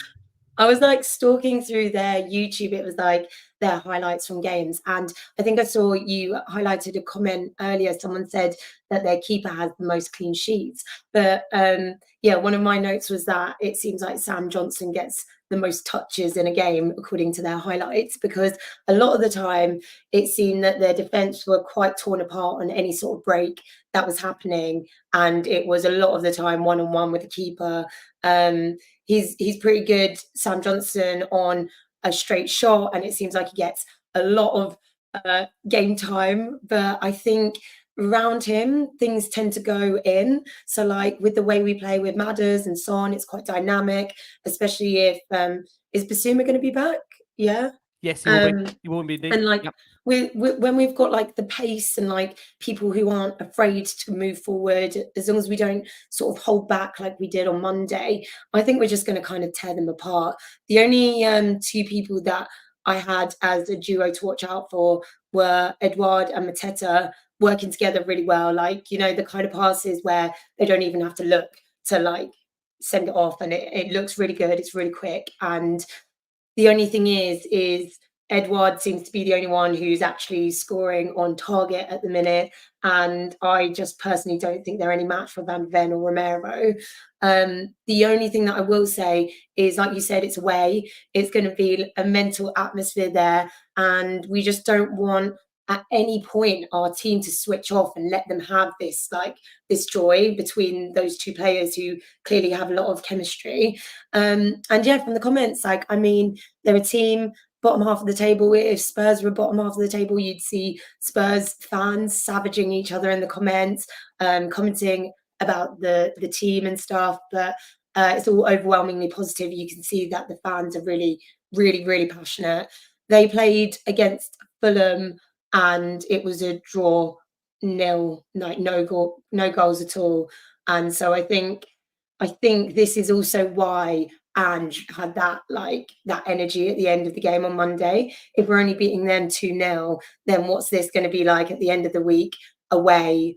You know, like, this should be an easy win for us. But with the way we played on Monday, he maybe isn't. He doesn't respect it like the way they played. Not that, again, like, coming away with 3 points isn't good, but it's just, you know, like, it doesn't set you up nicely or like really positively or hungry for the Friday. But yeah, I don't know. I feel like this is going to be a really good game. I feel like it's going to be a good one to watch. Yeah, I do agree. Look, London derbies have always got a similar spice, haven't they? I mean, and James, coming over to you, I think, again, I mentioned the fact, you know, Friday night has got its own, you know, potential event to play out. But ultimately, if you're going to play Palace, you want to play them without essentially some of their best players being on show. And that obviously would mean for Tottenham, they're in a position where they're going to face them without Elise and Eze, as George and, you know, just have referenced, two really key players to Palace and the way in which they go at games with a real front foot approach. They've, of course, lost Sarr in the summer, who was, again, a very big player for them, influential for them. Do you feel, looking at it at the moment, James, not put the knockers on it, is there not a better time to face this Palace side given the injuries that they're up against? Well, I'm going to put a slight different look at that, and I do, and I'm aware of that, and it does give positivity. The only thing, just to give some balance, that I don't like is they've just been humbled by Newcastle 4-0. And when a team gets wounded like that, you don't really want to face them straight away afterwards. So that's the only bit. But I am extremely positive. I do think we'll teach them a lesson. But yeah, was it 4-0 their last out against Newcastle? Was that? Yeah, it was indeed. Yep. Little bit of a worry. Being away, going back to a home game after losing like that on a Friday night, like you said, with the ultras out and the place rocking. But this isn't like, remember last time we played under, I think it was under Nuno, and then we suddenly got found out 3-0 against Palace then, I think. That was the first defeat maybe that season, because we was doing the first 3 or 4 games. But this is different. Under Ange, just different. It's not just about fluking games, and it's the way that we're playing. So as much as I started that with a negative, I still do believe that we're going to come through it. But that's my only concern, is like when you're playing a wounded team, even if there is a few injuries, it's sometimes not good. Just before we go to Maka, Rick, a couple of comments asking, because obviously Basuma's still 1 yellow away from another game ban, which would miss him out on Chelsea if he does pick it up on Friday. What do you boys make of arguably starting our strongest team or playing him at risk of getting booked and suspended? Joe, I'm so glad, George, you brought that up. Go on, James. I'm so glad you brought that up. I would say that, I want him to play against Chelsea, obviously, but you also got to think a little bit about a bit of match fitness, I suppose. You want him to be sharp against Chelsea as well. But I don't know. I would say maybe coming off the bench would be quite good for him. Last sort of 20 minutes, half hour if we need him. Go on, what do you guys I think it's a really good debate to have on this. I mean, Lee, really good, yeah, love that. Yeah, it's a really interesting point because again, I think we all feel that Basuma is so needed for that Chelsea game because it ultimately is, we see you all say it's one of the biggest games of the season, essentially for us, Chelsea at home. But I think, Mac, as you've said throughout this show, just play the next game. Don't play the game in 2 weeks' time. Play the game we've got next. You tell me for you, Lee, Basuma, if you're Ange Postecoglou, are you playing him? Are you not playing him? What are you doing? Yeah, I thought Højbjerg done well against Fulham, to be fair. I think there's a dynamic or a dynamism. Is that, if I say the word, I think there's a dynamism with Basuma that he can take on 2 or 3 people in midfield, which Højbjerg doesn't do. But what Basuma doesn't do is spray passes left and right, and that's what Højbjerg does. So I think it's really down to how Palace set up personally. Just bringing Jess on that point before I go into a massive barrage of stats. Jess, what do you think? Basuma versus Højbjerg debate for Palace? Because this is about a Chelsea game, but we need to beat Palace, don't we? I think it is tricky, isn't it? Because I think if I were a manager, I'd never want to tell a player to hold back for any reason, because that's definitely not how you train someone. It's definitely not how you get behind someone. You have to trust their judgment on the pitch. I think if he's a starting player, then you start him. Like, you don't risk not getting points. You don't hold someone back because you want to play them the next game. I think if he is your starting player because he's good enough and he's back, like, why would you not play him just because of the card? Like, that the card was the punishment, not then further being held back. Yeah. I feel like if you whatever it is that Ange is going to use to create the team, like, maybe he'll say, look, Monday it worked with this, and so we'll go with this again and bring him off the bench, fine. But if he doesn't play him at all for risk of not having him for Chelsea, I think that's dumb. Like, he's not an injured player. He's already had his punishment. Yeah, and actually, from a Chelsea point of view, if you are looking ahead to that, what's the downside of playing Højbjerg against Chelsea? Do you know what I mean? So, at the end of that, if Basuma hasn't got the discipline to stay on a pitch like he didn't against Luton, or to get booked again for a silly foul, then maybe Højbjerg does deserve his choice. I mean, look, that's probably why Ange gets paid the big bucks. Maybe he doesn't get paid big bucks. I don't know, he works for Levy. But look, maybe he gets paid the big bucks to make them decisions and we don't. But it is a good debate. I mean, I think for me, come back to just quickly my thoughts on Pat. I say quickly, it might be a while. I've got some serious stats here. Getting back out the blue book, people, because perception, I've got this thing at the moment, right? I've been reading this book, and I won't go into detail about it, but I've been reading this book, and perception is reality. In the way that we live in life today, perception is the reality. So try and get your head around that.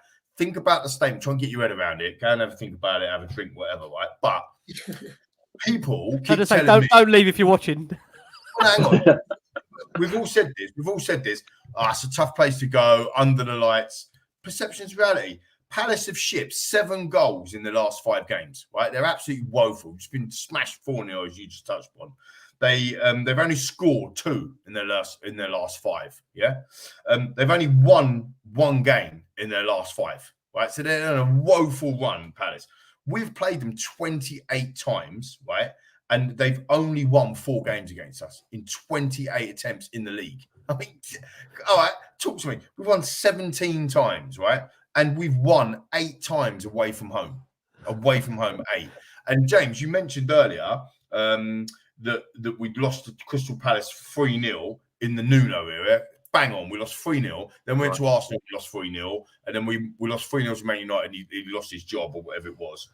But previous to that, we have to cancel the Nuno era out. That was on the Nuno. Previous to that, the last time we lost to Palace away from home, the last time we lost, you have to go back to 2019 in an FA Cup tie. Yeah. Andros Townsend scored, and bloody Connor bloody Wickham scored. Are you joking me, right? And if you want to go back to the league, you have to go all the way back to 2015 when we lost 2-1 at Selhurst Park, and Gale and Jason Puncheon scored. Guess who got our goal? Just quickly, trivia. Anyone? Guess who got our goal? Era? 2015. Soldado. Harry Kane. Of course he did. Harry Kane's what he does, scores goals. But Who's my that? point being is that is Yeah. 8 years ago. 8 Yeah. years ago. So in an 8-year period, we've gone to Selhurst Park in the league twice, and we've lost in that period. We've only lost. Yeah, 2. brilliant. Lee, I really hope you're not jinxing us now. Can I just say, Macca, Anthony Costa's calling. Yeah. I've just dropped this call, actually. I've just dropped this call. Look, people I say love that. that. And it's fair point, right, about the jinx and stuff. But the reality is, they are, again, it's just facts. Perception is reality. Oh, we're getting worried about Palace under lights. The last time we went to Palace, right, was it light or dark? Oh, it was dark. I was there. Was the floodlights on? Yes, they were. Were the Yes, they were. What was the score? We smashed them 4-0. And that was in our worst season ever. And to be fair, we went into that game, everyone expected to get beat, if you remember. That was a really surprising result. Exactly my point. So Nathan Ferguson's out. Ezzy's out. Elise's only got a 25% chance of being fit. Schlupp, who is always a bit of a thorn in our side, 50-50. Tompkins, George, as you said earlier, is out. Henderson's a doubt, the goalkeeper. And just as you elegantly touched on it earlier, Sam Johnston, I watched him for England in the friendly against Australia. He was absolutely woeful with his feet. I'm not being funny. I mean, they might be watching this in the dressing room to give him some pin it up on the wall or whatever they used to do.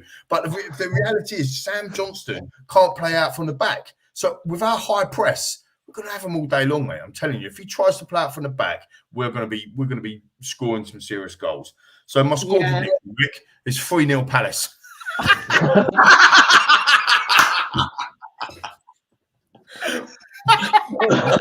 But look, I mean, jokes aside, right? You can't argue with the stats. The research that everyone's done on Palace, it does look like it should be a Tottenham win, but it is the Premier League, and you never know, do you? No. Okay, let's go round then to the panel. Let's quickly do a around the table predictions. I could just see the longer Macca was reading out their stats, George was getting further and further from the screen. He's almost ended up by the door. I'm jinxing it. I've got Neptune telling me don't get arrogant. I'm not getting arrogant, Neptune. I'm just telling you the facts. It's all I've done tonight. I've just told you the facts. You know you're getting a welly when the planets are aligned and even they're talking to you now. I tell you, it just shows you how far you're going with this. What's Uranus saying? I tell you, they're all getting involved. They're all getting involved. George, let's kick off with you, mate. Prediction? Well, I was going to go more conservative, but Macca's got me riled now, so I'm going to go 4-0 Tottenham. Okay. Oh, here we go. Here we go. Don't bet anything on what I'm saying. I am giving you facts. These are actual facts. Okay, Jess, what are we going for? Oh, I was going to say 3-0, but I kind of want to change it to 4-0 as well because I feel like The Macca I don't know. effect. I feel like Ange is going to have not a half-time team talk, but a half-week team talk, and be like, "Look, guys, that was Fulham. Now we're going to get the goal difference on Palace, so let's do it." Enjoy your lunch. Yeah, I agree. Let's James, mate, what are we going for? 3-0 Spurs. Okay. No, Okay, I no, don't see us conceding with them injuries. And like I said about the wounded animal, is a little concern, but not with Ange. 3-0 Spurs.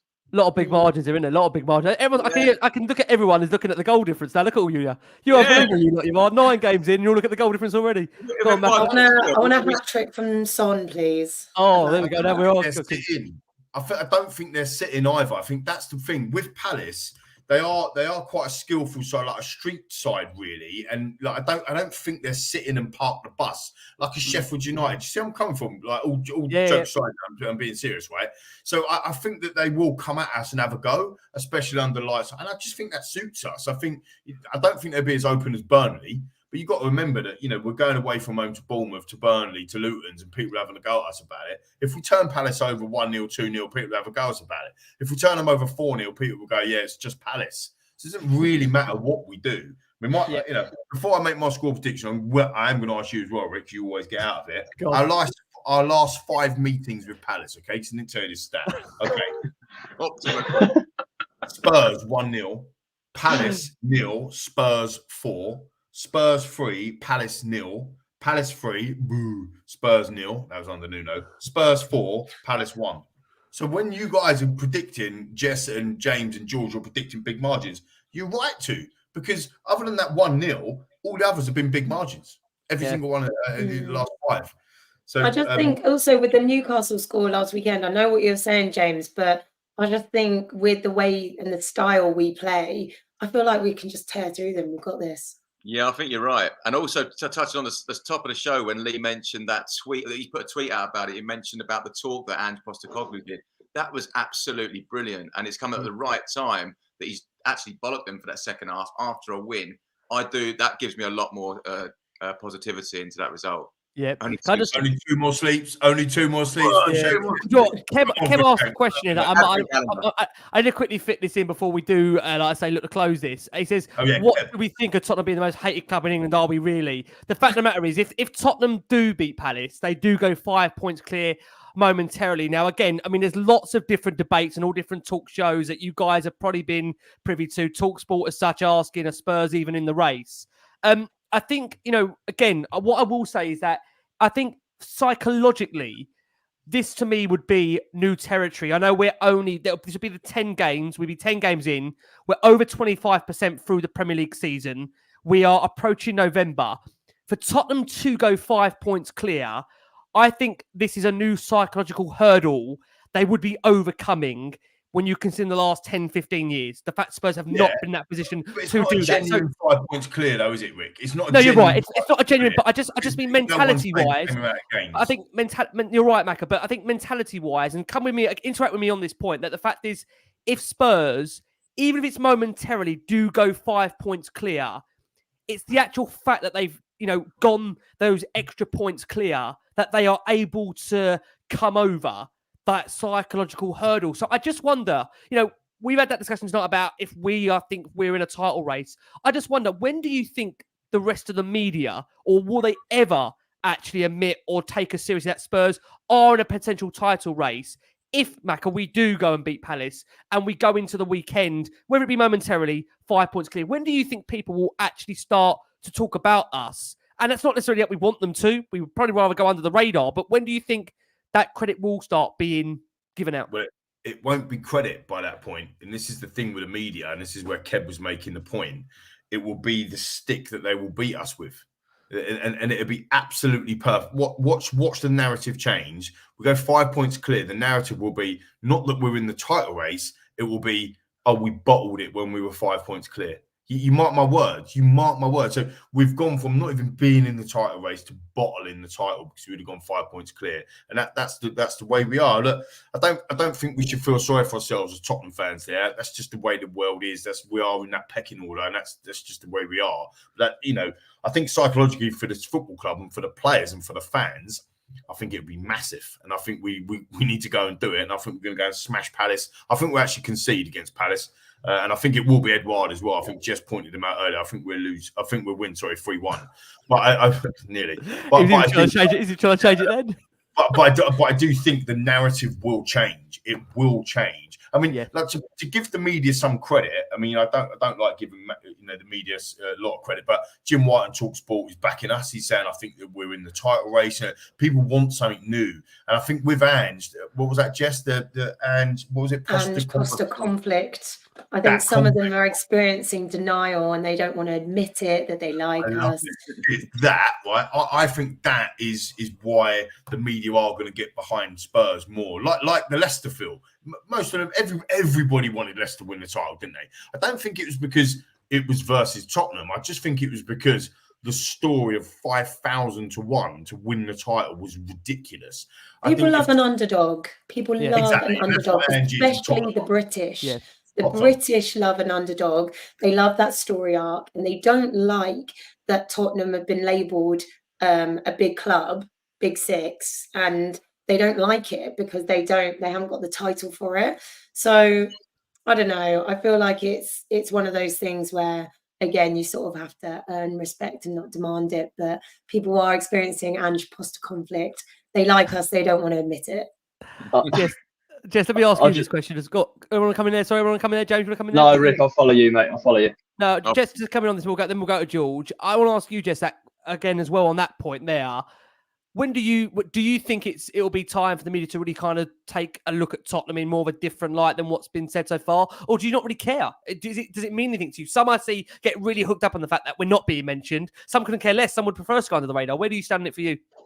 I think positivity rarely sells in the media. And so that's why there is this, I'm going to refer to it again, the Ange Poster conflict. The conflict is that they like us when they really don't want to. And they're like, oh, but how can we turn this into a media story? And they're like, but we don't like Spurs, but we like the manager. But we love the new team and we think they're really cool. Oh, but their best player left. So how can we possibly like them? Do you see what I mean? There's this like constant internal battle. And they're like, how can we turn this into a story? Oh yeah, Spurs has no silverware. Cool, we want to keep it that way because that's the only bit of banter that we have left with them. And so if we win, hopefully they'll get bored of it. But I don't know if you can go from where we were at to then winning. Like, I think we're building and really we want this to have longevity. We don't want it to, I don't know, be like a rise to the top and then just fall off a cliff. I think we're building something, and I think that includes with the fan base as well. Like, we're all building relationships again with each other. We're all enjoying it. And again, that's why it's just kind of like, you know, enjoy the moment, enjoy it whilst we're here, and enjoy like these building blocks. This is us coming together. Amazing. Jess, can I just say, massive thank you for tonight. We know we're going to cram you in. And, you know, again, we really appreciate it. Doing wonderful work, of course, on the radio. Make sure you go and check out, of course, Radio 1. Just where can everyone find you? Is it on? It's obviously DAB nowadays. I'm so out of sorts with radio now. DAB, right? Where can everyone find you? On DAB, on FM, online, like wherever you like to listen to your radio, you can ask your smart speaker to as well. Yeah. I'm on Magic Rick, Children. Radio 1, mate. Rick, it is Radio 1. It is the most famous radio station in at least the UK. Don't you know by now? I live inside YouTube. I just pop up. Do you not know that? That's what people seem to think. You can probably get us on YouTube as well. But yeah, no, it's not. BBC Sounds is where to go to listen to any of my stuff. So just search Introducing in London, Introducing on Radio 1.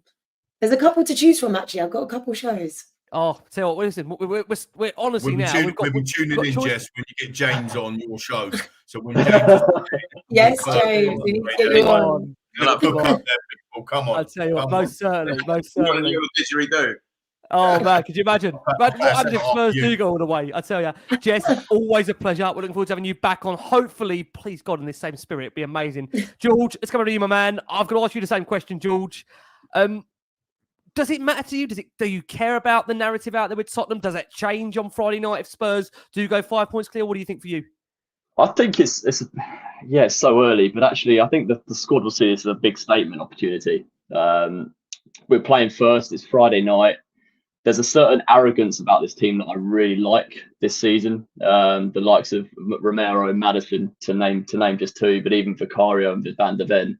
I think they'll revel in this a little bit and really putting their name down. Because we are sort of going under the radar. Everyone's sort of writing us off. I mean, Tottenham fans are maintaining realism as far as I can see, and we've tried to as much as we can tonight here as well with some perspective. But I don't really care. And to be honest with you, the most banter I have is with other Arsenal and Chelsea fans in sort of social media and WhatsApps, etc. And we gave it large to Arsenal last season when they dropped out of the title race late on, and I've no doubt that they'll give it back to us if we're there or thereabouts in April next year as well. So listen, it's all fun and games. We're having an absolute ball. There's a difference between celebrating being happy with the football and the football club you support than celebrating being in a title race. And we'll continue to have a lot of fun after the games down in the concourse and the South Stand with the big Ange Postecoglou chants week in, week out, no matter how we're doing, I think. So yeah, listen, we're having a good time, and long way it continue into Friday and beyond.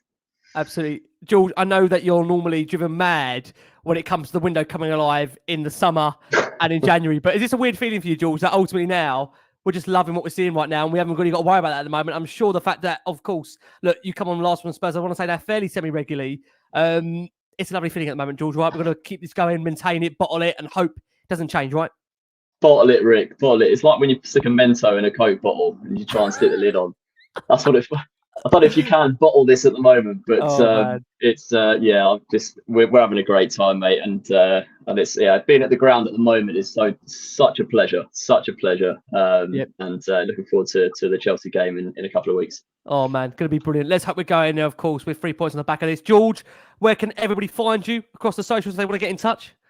Just George Bann on Twitter. I'm pretty interactive there, so feel free to fall out and call out to me, whatever you like. It'd be great to hear from some of you guys on there. Top man. George, we're all really looking forward to the next occasion, my man. Thank you so much. Always a pleasure. Pleasure. Honestly, what a time. Lee, I want to give you your sixpence worth, mate. You've come in here tonight, bless you. And obviously, mate, we've had it all tonight. The Blue Book. We've had all the rapturous hoping of real belief to come.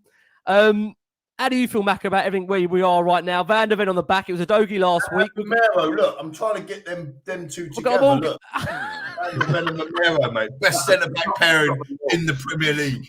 Can I just say they're closer in person than what they are with Macca, but it tells you a lot about the way they played this season so far. The fact that even Macca's trying to get him closer. They've been closer together, which has been amazing. Macca, you are the most positive I've ever seen you. Obviously, I've got to say the fact that, look, mate, you're with us normally more than once a week, but obviously because of the fact that obviously the home games and the fact of our lack of European football, we can't wait, mate, for the please God FA Cup to come into play in the new year, where hopefully Spurs have got that to look forward to. More shows we've got coming our way with hopefully some more concept shows coming our way, potentially. Bit of music involved. Yeah, we shall see. Teaser, Rick. That's a little teaser, isn't it? A little teaser drop out there to Mr. James Black, potentially. Yeah, let's do it. We've got some good stuff coming along, and I love doing these shows. You know, I do. I was lucky to be invited on 6 years ago or whatever, and then spiraled from there, and it's been absolutely brilliant. I love getting the Blue Book out, interacting with new people. I wouldn't know half these people obviously without doing this. It's been brilliant, and I love coming on with Jess and George and James and everyone else that comes on. I'm absolutely loving Ange Ball. I'm loving going back down to Tottenham Hotspur Stadium again, and everything about the club's buzzing. And actually, Kev makes a good point in there as well. Look, if we do lose, or when we do, it's not if, and we ain't going to go invincible, right? We are going to lose. Are we? What, could we? Yeah. Could we? Can we? No, stop it! Stop it! Look, I mean, I think. Look, when we do lose, it is important to go again. Like that's why I like the data and the stats to back up where we are. I mean, I can't give them credit, but out of the 9 teams that have got 23 points at the top of the league at this season, I think there's only been one that's dropped out of the top 5. I think someone put that stat up earlier, which was an excellent stat. We've had such a good foundation. And all I would say to everybody that has got that pessimistic Spurs about them, and we've all got it in us, you're not Spurs if you haven't, all that stuff. The reality is, do you honestly think with this team and this manager, we're going to drop off like a cliff like we did when Conte left, then Stellini left, then Mason? It's just not going to happen. And actually, if Conte was still in charge after that Southampton run, or if Pat Matasar doesn't put his foot in and don't give the penalty away, we go third at that point. And this is where sliding doors moments, this is where fate, all that sort of stuff happens. So it could go tits up, it could go belly up, in this season. It absolutely could. It absolutely could. Of course it could. But we have to enjoy these moments because you don't know when they're coming around the corner again. Mate. We were all sitting there. I was in Amsterdam when we beat Ajax. If we was all sitting there, we're not going to win, whatever, and then we never get to the Champions League final again, and we never get to a semi-final again. What was it all for? You have to embrace these moments, and I think that if you do love Ange, and everybody's loving Ange, if you do love Ange, that's what he wants you to do. He wants you to embrace his stuff. So I'm just doing what Ange is telling us to do. Ange is my master. And I'm just embracing it. Again. Lee, I'm going to steal belly up for the radio. Nice. Oh, man, come on. We're all in for it. We're beep.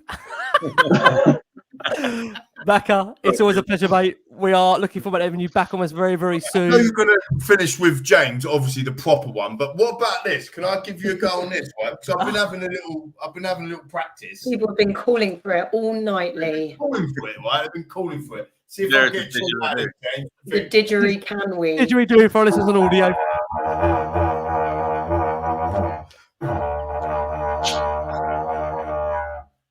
That'll do for the time. We'll get a little collab going. Is that So what come we're and be shelf bar, yeah? Shelf bar for the Chelsea game. Yeah. doing? There'll be James there. There'll be Tempest walking in with a didgeridoo. I tell you what. What's the drummer's got no chance. Is he based on that? What kind of chance has he got when he brings that in? The trumpet. Don't honestly, don't get him worse. I tell you, we'll have a full Christmas check going the way it's going to come here. James, let's come out of you, mate. Look, you've given us some lovely moments inside that stadium so far. The songs have been amazing. The atmosphere has been amazing. The fans obviously are making that as well possible with you alongside us as well doing this. James, before you do play us out, give me your feelings right now and the mood that you feel around the club, and ultimately, can this carry on, James? Can it carry on, and how much are you just loving it right now, doing what you're doing?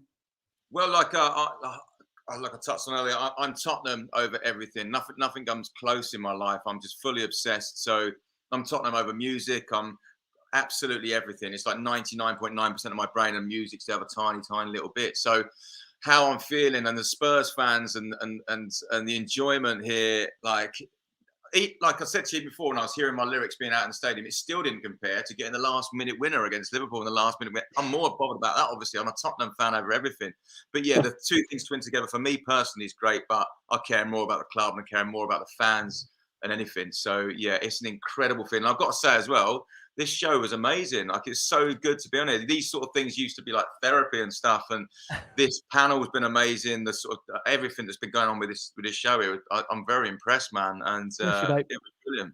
Yeah, real good to be a part of it, man. Well, listen, mate, we're looking forward to more. We're looking forward to having you on more. It's, like I say, always fun. And again, I've got to say again, I'll let you set up, James. It's always fun when you've got this mood at the moment where essentially we're riding the quest of a wave. And again, I must say a massive thank you to all the viewers and listeners. And again, those that know it, when we go to that stadium, and those that are lucky enough, Lee, I'm sure you feel that as well. The amount of love that when we go to that stadium, and you guys will hopefully will find that and feel that as well coming on this show. I've got to say again, such unbelievable faith with fans. I've had people come up to me on the commute just saying to me essentially, thanks for the tough shows. Right now we can enjoy it. And this is what it's all about, right? Because we've waited a long time to be, Lee. I'm sure you're going to agree in this moment. I was in the toilet, right, at the stadium. I'm just, having a wee in the stall or whatever you call it, the urinal. And some geezer just come tap me on the back. I'm like, all right. I was like, you all right? He's like, yeah, Lee McQueen, last one on Spurs, having a chat with me. And I'm thinking, dude, man, I've got my mate here. I can't quite have a conversation now. And it's like, okay, let me finish and have a chat afterwards. You know what I mean? But I'm not sure there was love going on there, Rick. Do you know what I'm saying? But there's a lot of love for the show for sure, mate. And it's long may it continue. Yeah, listen, we're humbled. So again, guys, thank you so much for all your incredible support for the show. We really do.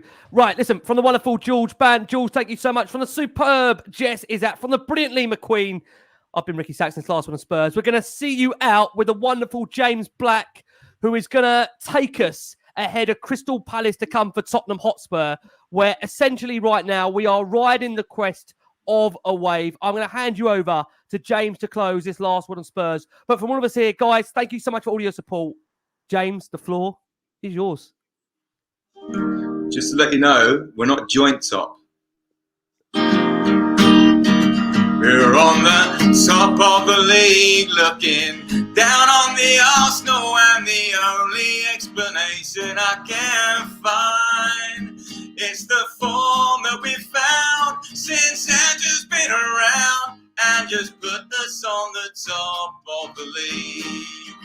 We're on the top of the league, looking down on the Arsenal, and the only explanation I can find is the form that we found since Andrew's been around, and just put us on the top of the league. Not joint top. You heard it here first. The wonderful James Black. Guys, thank you so much for your support for the show. We've been the last one on Spurs. Please keep safe, keep well, and as always,